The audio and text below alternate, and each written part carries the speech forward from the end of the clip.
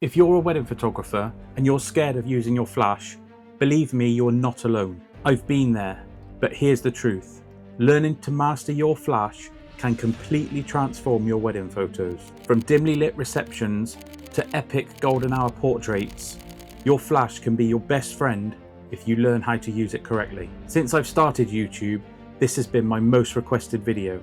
So, in this video, I'm going to break down exactly how I use my flash at every single stage of a wedding. And trust me, the last section of this video is where your flash is the most important, and it really can make or break your galleries. So make sure you stick around for that. So let's start with my flash gear. My main flash is the Godox V1S. This is the Sony version of the flash, but you can get it for other systems as well. It's just the letter at the end that change. So for example, the V1C would be the Canon mount, and the V1F would be for the Fuji systems. One of my favourite features of the V1 is that it comes with a round head, not the more traditional rectangular heads that you get on other flashes. It gives me a softer, much more natural spread of light compared to the standard rectangular head flashes. It also has a magnetic filter mount, which comes in really handy when you're trying to attach accessories to the flash. My favourite accessory is the Godox light sphere.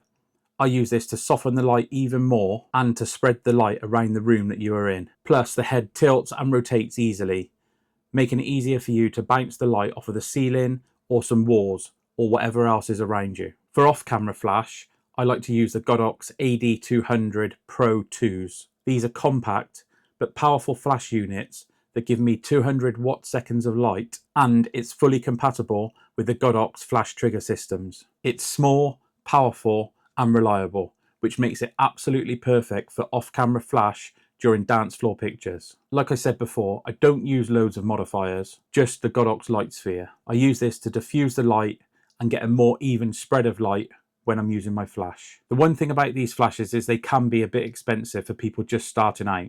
So here's a few alternatives that you can get at a more reasonable price. The Godox TT6852 is a great TTL and manual flash, and at the time of recording this video, I think it's just under the £100 mark. Another good alternative is the Neewer Z1. This is a really budget-friendly, round-headed flash system and is worth a look at. And lastly, we've got the Yongnuo 564. This is a manual flash, so you'll have to manually input the power settings that you want, but it is a solid start for most beginners. I will link all of these options up in the video description below, so if you're looking to purchase a new flash, then it'll all be there for you. Also, I've created a free cheat sheet so you can see my flash settings for every single part of the day.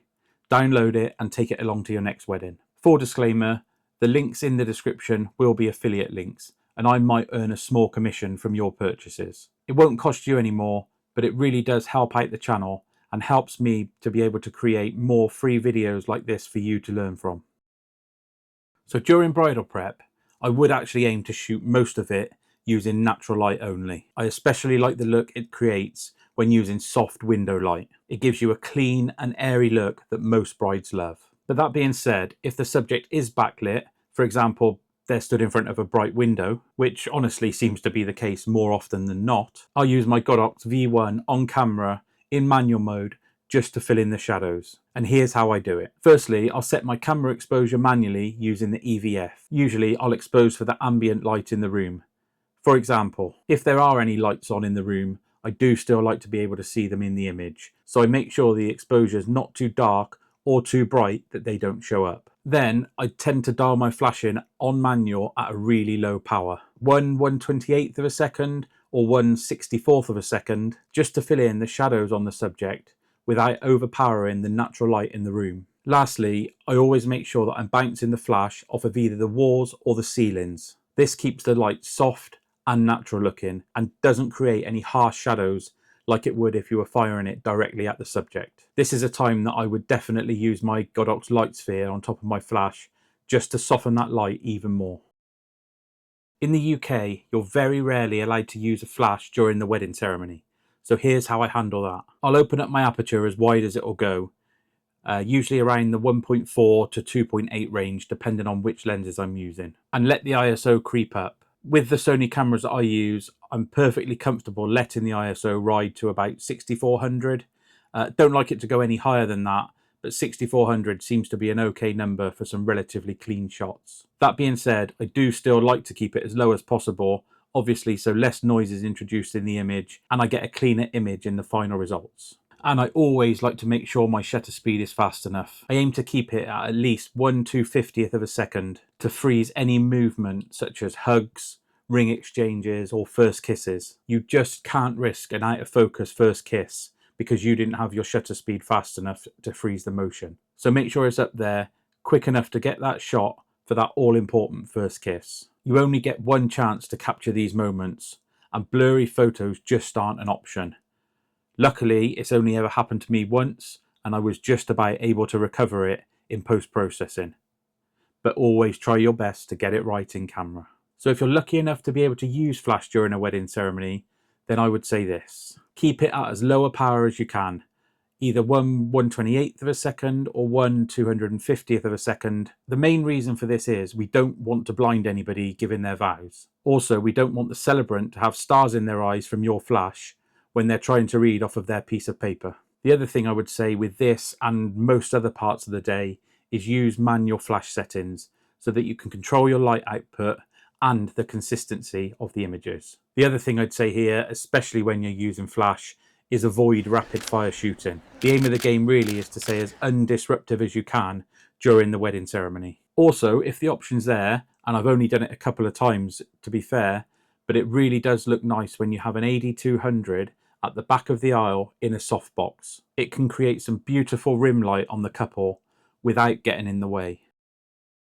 So a quick pause before we keep going. Did you know that 88% of the people watching this video aren't subscribed? If that's you and you're finding this video helpful so far, hit the subscribe button now. Every week I post new wedding photography videos, real world tips like this one, honest gear reviews, and behind the scenes at actual real weddings that I'm shooting. Whether you're just starting out or trying to level up your photography game, I'm here to help you grow. So hit subscribe, turn on the notification bell, and let's make wedding photography less overwhelming and a lot more fun. Okay, and now back to the video. Let's talk about how I like wedding receptions, speeches, and where your flash becomes essential.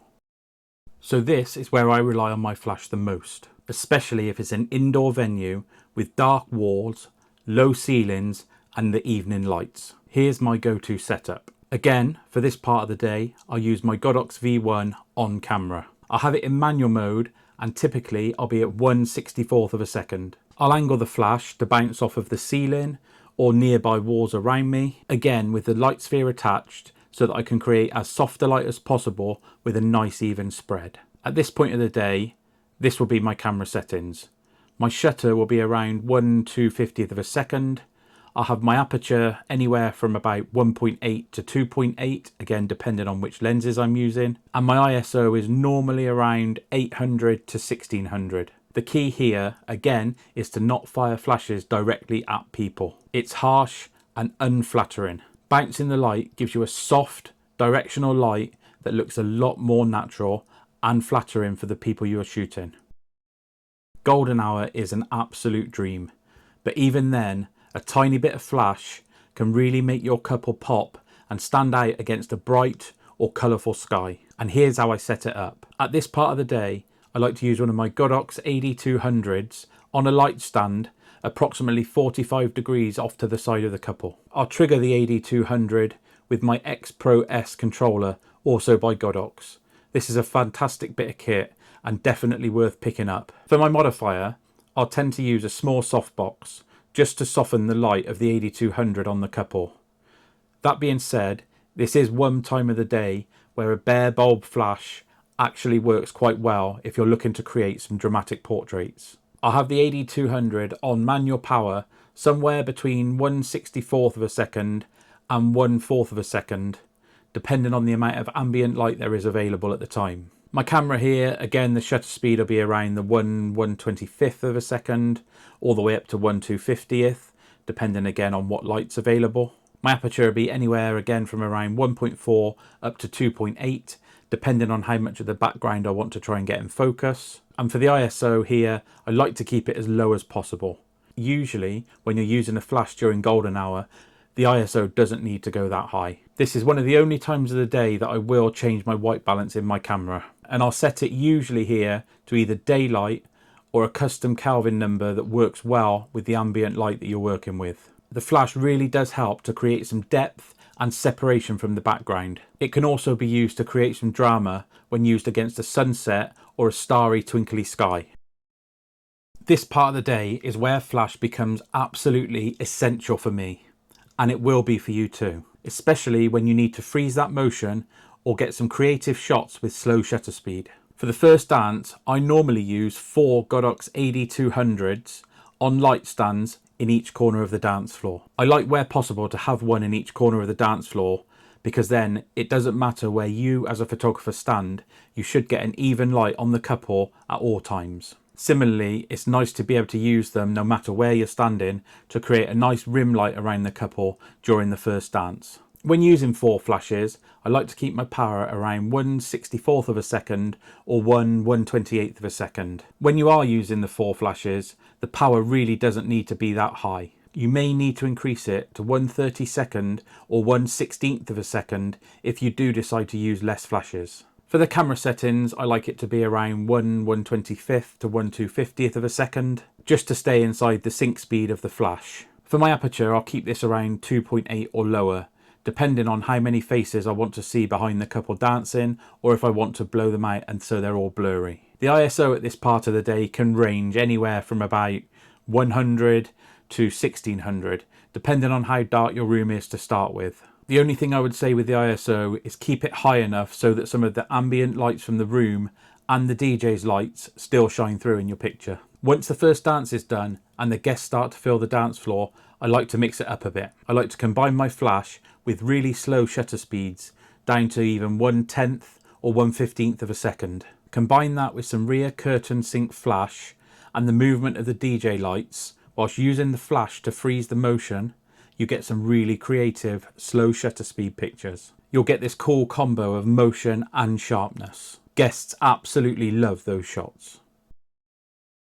And that's that, how I use my flashes at each part of a wedding day. If you find this video helpful, please hit the like button. Subscribe if you haven't already, and drop me a comment below. I'd love to know what part of the wedding day you struggle with the most when it comes to using your flash. And don't forget, there's a free downloadable cheat sheet in the description below with my go-to flash settings for each part of the day. So grab it and take it with you to your next shoot. And I will see you in the next one.